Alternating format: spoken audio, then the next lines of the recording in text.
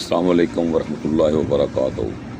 چھوٹا سا پیغام ہے کہ اہل سنت والجماعت کی کتب میں چشتی رسول اللہ کا تذکرہ آیا،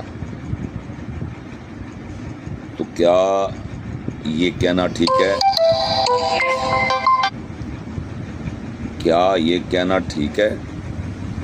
اگر یہ ٹھیک ہے تو اہل سنت والجماعت اس بات کا جواب دیں کہ نبی صلی اللہ علیہ وآلہ وسلم کے بعد کوئی نبی نہیں، تو یہ چشتی رسول اللہ والا چکر کیا ہے؟ اس کے اوپر علماء نے کیوں اس کو تسلیم کیا؟ اس کے علاوہ پیر میر علی شاہ صاحب نے بھی کیوں اس کو تسلیم کیا؟ کیوں کہا یہ معرفت کی بات ہے؟ جب نبی صلی اللہ علیہ وآلہ وسلم خاتم النبیین ہیں تو اس کے بعد کون سی معرفت ہے جس کو وہ بیان کر رہے ہیں؟ تو برائے مہربانی اپنی اصلاح کریں، اس سنی شیعہ کے کنسپٹ سے باہر نکلیں۔ نبی صلی اللہ علیہ وآلہ وسلم امت چھوڑ کر گئے تھے، تقوی کی بنیاد دے کر گئے تھے، فرقے کی بنیاد نہیں دے کر گئے تھے۔ تو برائے مہربانی تقوی اختیار کریں، اللہ اور اس کے رسول کی بات کو مانیں۔